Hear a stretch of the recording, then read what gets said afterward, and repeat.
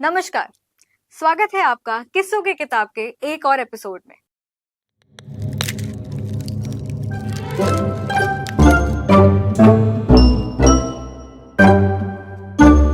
पंद्रह अगस्त बस आने ही वाला है और स्वतंत्रता दिवस पर स्वतंत्रता सेनानियों की बात ना हो, ऐसा तो हो नहीं सकता।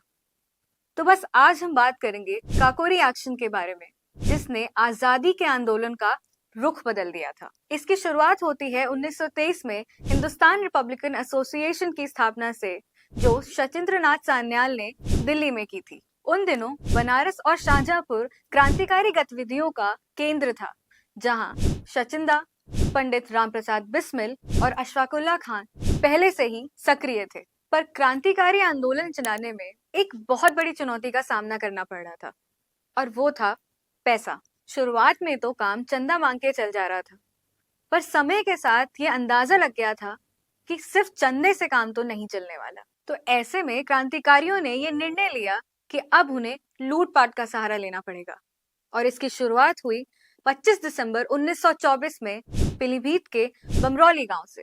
अफसोस, गांव में डकैती से कोई खास धन इकट्ठा ना हो सका, और इस वजह से किसी बैंक या रेल खजाने को लूटने की योजना बनाई गई। बसवर क्या था?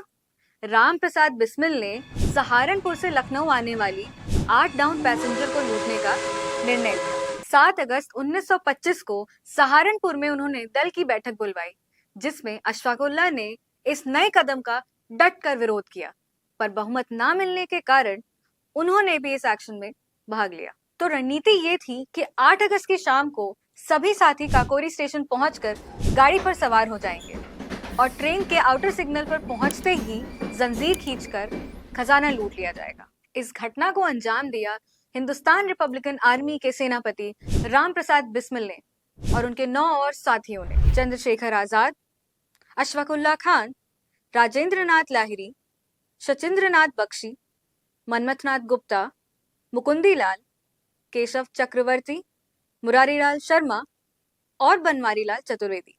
अफसोस, 8 अगस्त वाली गाड़ी वो पकड़ ना सके, परंतु अगले ही दिन 9 अगस्त 1925 को उन्होंने इस एक्शन को सफलतापूर्वक अंजाम दिया। इत्तेफाकन इस कांड में एक हिंदुस्तानी यात्री के अलावा किसी भी और हिंदुस्तानी या अंग्रेज इंसान की मृत्यु नहीं हुई। इससे क्रांतिकारियों के 2 उद्देश्य पूरे हुए।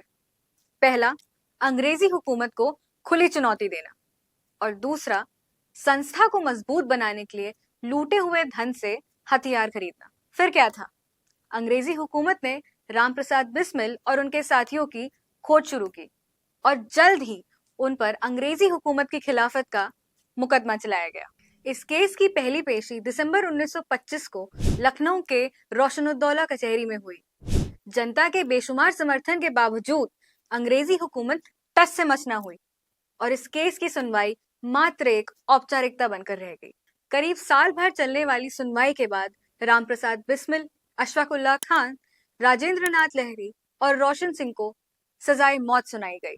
17 दिसंबर 1927 को राजेंद्र नाथ लहरी को और 19 दिसंबर 1927 को रामप्रसाद बिस्मिल, अशफाकुल्लाह खान और रोशन सिंह को फांसी दी गई।